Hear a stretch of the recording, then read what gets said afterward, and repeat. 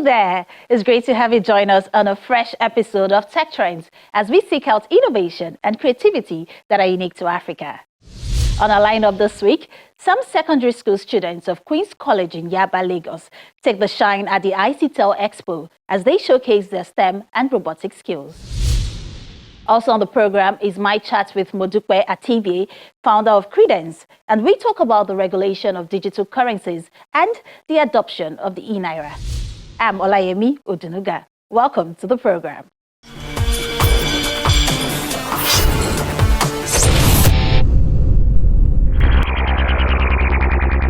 Cryptocurrency currencies take the concept of money and they take it native into computers, where everything is settled with computers and doesn't require external institutions or trusted third parties to validate things. To sustain innovation and catch up with the world, Nigerian startups must be given a platform to practically demonstrate their new tech discoveries, which will enable them to be globally competitive. These were conversations that came to the fore at the ICTEL Expo 2023, which focused on showcasing the new trends in Nigeria's ICT and telecommunications industry.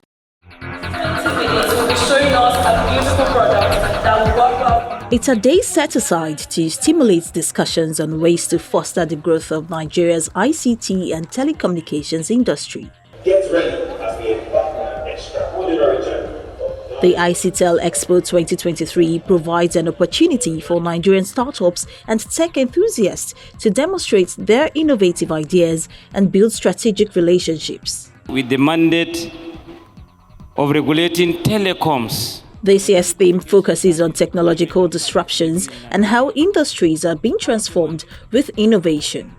Let me use the opportunity to urge government at various levels to formulate policies that create a vibrant innovation ecosystem that supports the deployment of more technology and the creation of more jobs in the tech sectors. Government must facilitate improvements in digital productivity, digital skills, digital financial services, and other core areas of digital development. This will ensure that Nigeria can fully unleash new economic opportunities, create jobs, and transform people's lives and grow our GDP. The event also serves as a platform to discuss how leveraging technology can help drive positive change. This event serves as a pivotal platform for industry leaders, innovators, and technology enthusiasts to come together and explore the vast possibilities that the world of ICT has to offer. We embark on a journey of knowledge sharing, collaboration, and inspiration that will shape the future of our digital landscape in Nigeria. By embracing tech disruption, we are empowering individuals, businesses, and communities to thrive in the digital age. Together, let us build a Nigeria where technology is a catalyst for inclusive growth, innovation flourishes, and the benefit of connectivity reach every Nigerian.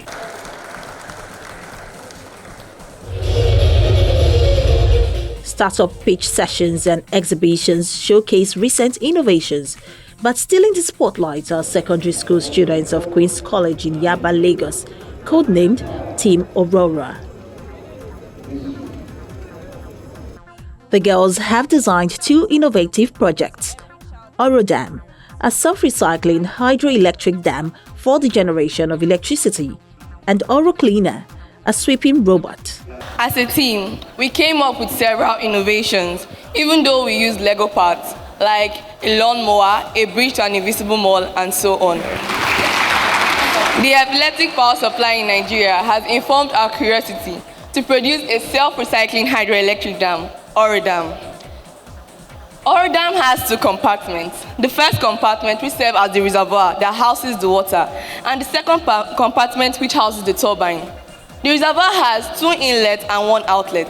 The inlet is used for recycling purposes, while the outlet is used to release high-pressured water on the turbine, which spins the turbine. The turbine also converts The alternator also converts mechanical energy to electrical energy. On the other side, this is Oro Cleaner. Oro Cleaner is a sweeping robot. It has two motors, which is used for movement, and a motor attached to the broom for sweeping. This is the Packer, designed by FTC Kits. And also, this is the hub of the robot. Thank you. Queen's College's team Aurora was the only all-girls and only African team represented at the 2023 First Lego League Asia Pacific Opening Robotics Competition in Sydney, Australia. Oro Cleaner was originally a challenge given to us by our old girl, engineer Timtayo Okunore Makindipe. She asked us to build it to sweep the corridors of the classes, and within 6 weeks, we were also surprised by our efforts. We were able to come up with that. We went for a competition in Australia, and the competition has the first Lego League robotics competition. It has 4 categories: robot design, robot game, innovation projects, and core values. So the team of the competition is superpowered. We were asked to come up with possible solutions to energy problems. So our solution was Oridam. But after the competition, we felt that we can make this commercial. We can bring this to life because this actually works. And I think you also saw it working there.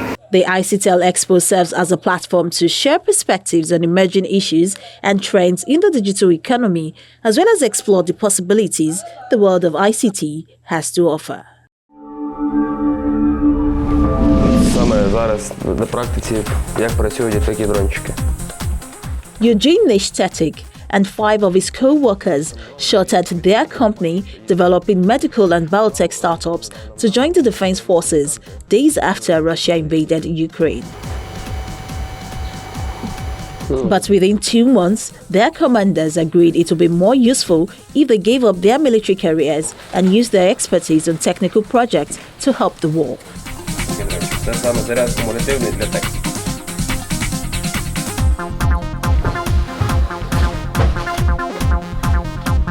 With the government's blessings, Eugene and his team of engineers moved to neighboring Poland, where they raised initial funding from a Polish company, Ares Aviation, to develop a new drone for the Ukrainian military. The Defender drone, now in the final stage of testing, is designed to withstand strong winds to enable surveillance in bad weather, can fly, take off and land vertically, and also carry relatively big payloads. The Defender drone combines electronic warfare resistance, wind resistance, and obviously, it's dedicated to signal intelligence. And because of its online capabilities, the radio horizon, the maximum range of signal intelligence is about 250 kilometers. Eugene's startup, Radio Bird, will be ready for industrial production within a month. The initial plan is to produce up to 200 units, which will be delivered to the Ukrainian army and used on the battlefield. Eugene said they have also received inquiries from other European countries, the US and Turkey. Взяти дрони камікадзе зараз в кожному підрозділі є. The Ukrainian army needed some air surveillance, so I took my home consumer drone DJI Mavic and I did work like everybody did. But then after the Kiev defense campaign, we relocated here. And having the entrepreneurial and technological background, we were asked to support the Ukrainian armed forces with logistics, with technologies, laboratory assistance, and so on and so forth. And step by step, we deployed 7 projects, and the Defender was the 8th one. Зараз він готовий летіти обратно. Radio Bird is one example of how some startups in Ukraine's dynamic tech sector are switching to pursue military projects.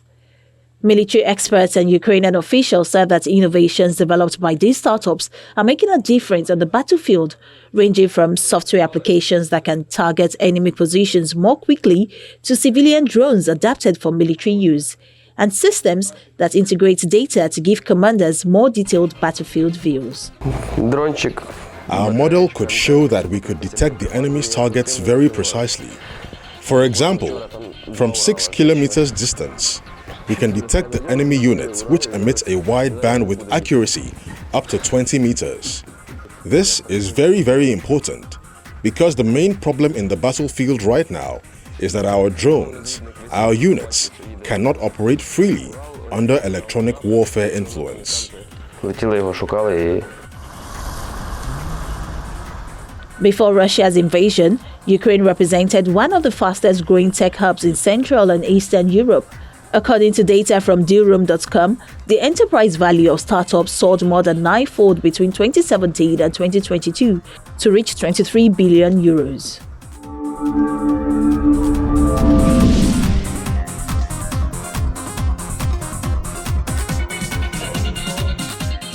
A project by the Argentine artist Santiago Barros uses artificial intelligence to imagine what the children of those who disappeared during the bloody military dictatorship from 1976 to 1983 would look like today.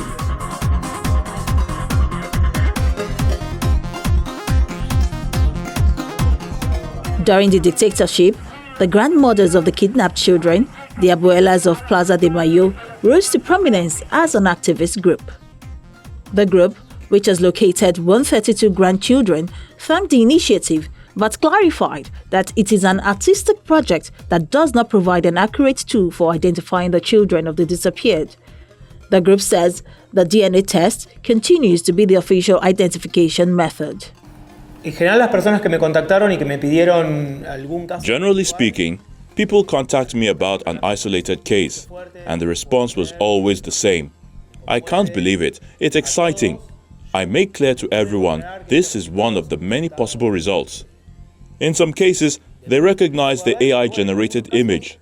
There was a case in particular in which the AI-generated image result was from a combination of photos of a person which was similar to the one of their brothers. Era una persona muy parecida a uno de los hermanos.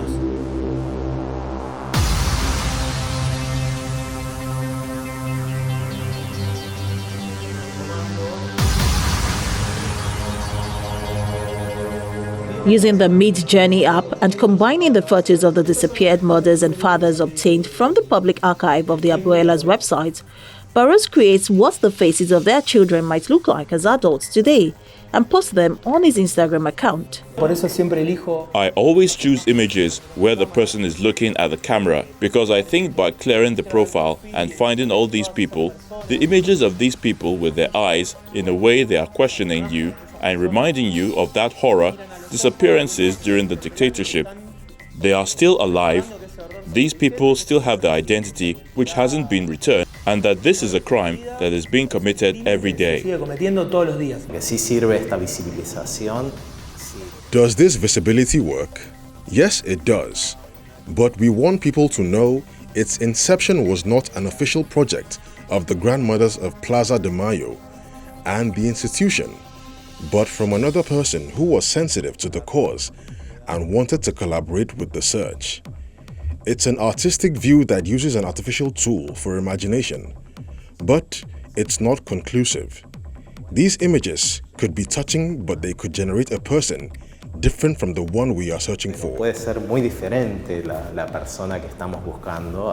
Esteban Herrera, who is looking for a half-brother born in captivity, said that many people approached with photos asking to see the result, but he agreed that it is not an accurate method.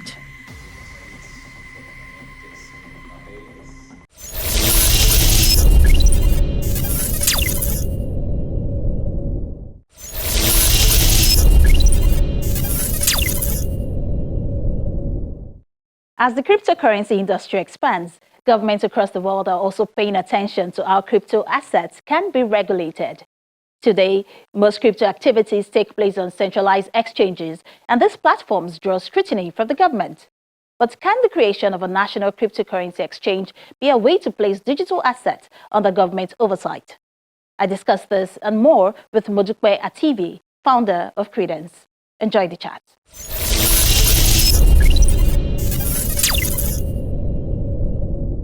As someone with a lot of experience in the industry, is there really a way to legalize digital currencies in a way that will not contradict the positions of the government and the central bank?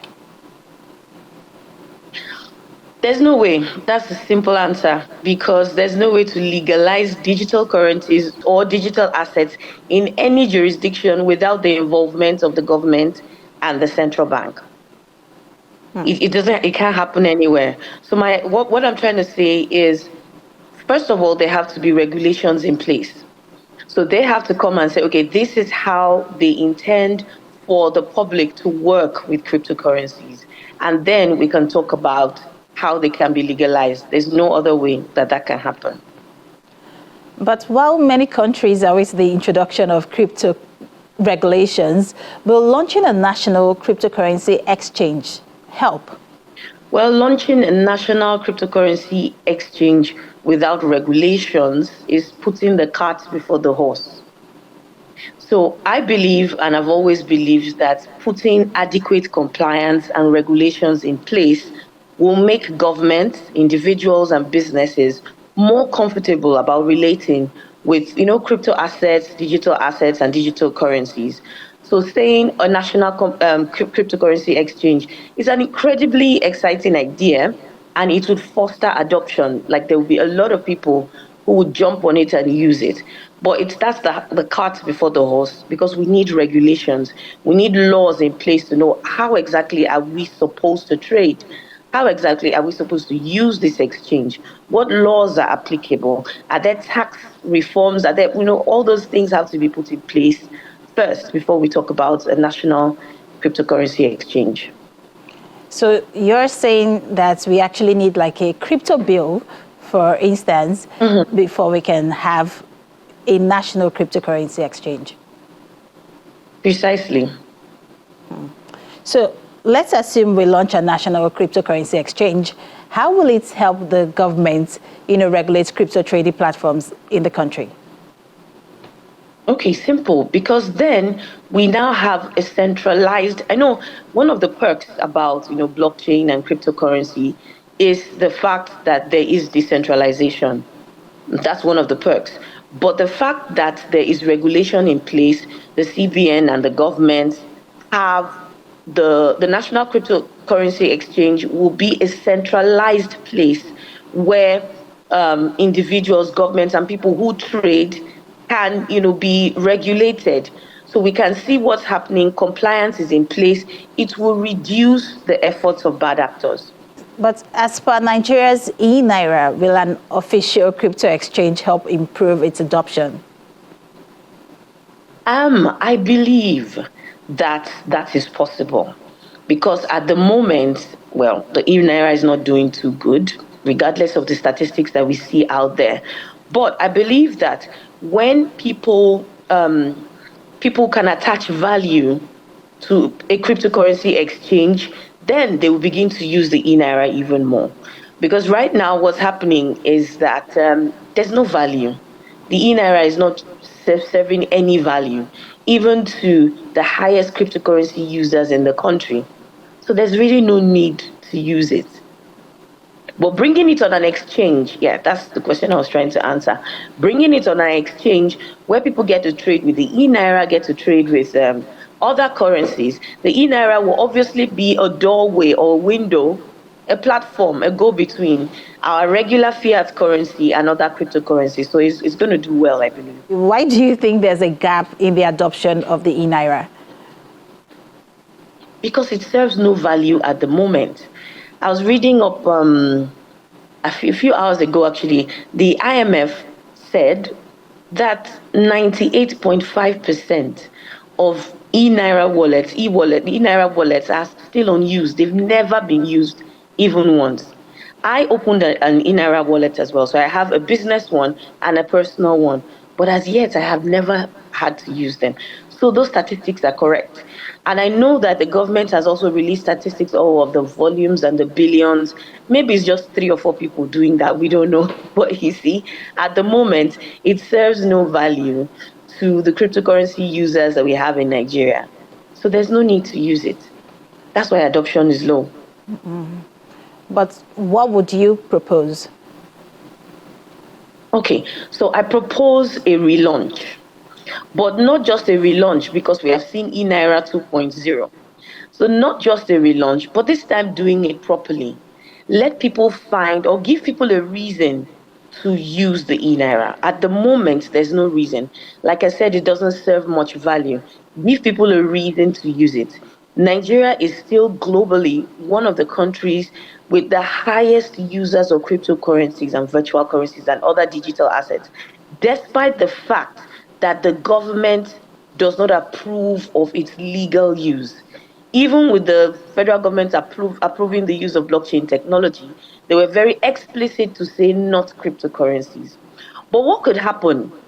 What could happen with proper regulation in place is that the e-naira will begin to be used. I'm really, really big on compliance, and I believe that when things are done properly, the e-naira will be relaunched. Regulation is in place first. Okay, let me take it step by step. Number one, let's have regulation in place. How should Nigerians relate with cryptocurrencies? How should they relate with digital currencies? There's no use saying don't do it. People are doing it and they'll keep doing it. This is the future. And we just can't do without it. So because this is the future and this is where the world is going to, instead of running away from it, let's work with it. Let's think about how we want to regulate it effectively for the general public to be able to use it. When we have regulations in place properly, then we can begin to serve value. The National Cryptocurrency Exchange is a really great idea.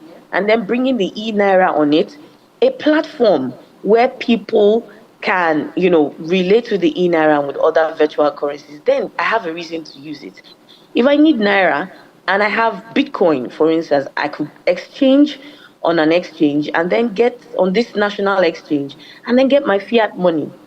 At the moment, we do it through other ways, but that is one of the ways I believe that the e-naira adoption will increase. It will be fostered. Well, we can argue that the launch of the e-naira was the government taking steps to, embrace digital assets. But do you think we are close to having a crypto bill, for regulation? Are we close? Well, I know that there are lots of conversations going on right now. There are lots of talks. There's been a training I've been aware of recently with the central bank officials.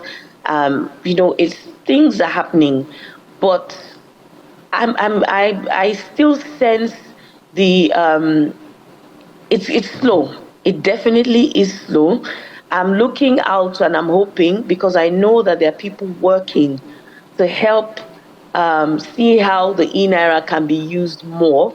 I'm aware of several projects that are still being built past the proof of concept stage, and they're almost about to be launched. And I believe that when this is done, it will also increase adoption. Being close to a bill, I believe that if the central bank gets to the point where all these other projects to assist giving the e-naira value and to foster the use of the e-naira, I believe when these projects are launched, of a necessity, regulation will have to be in place, because then they will have to know or have to have plans on how to regulate it. Okay, so now let me take this conversation to, the growth of Nigeria's digital economy. How are we faring in that regard? Okay, so for once, Nigeria is not slowing down.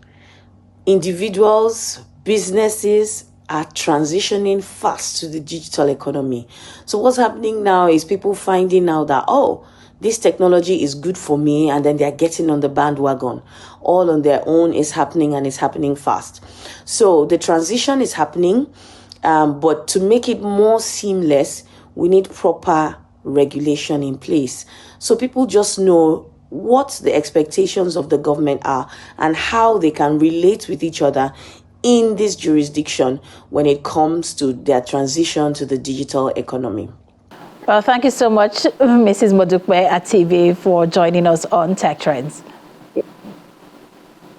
You're welcome. Thank you so much for having me.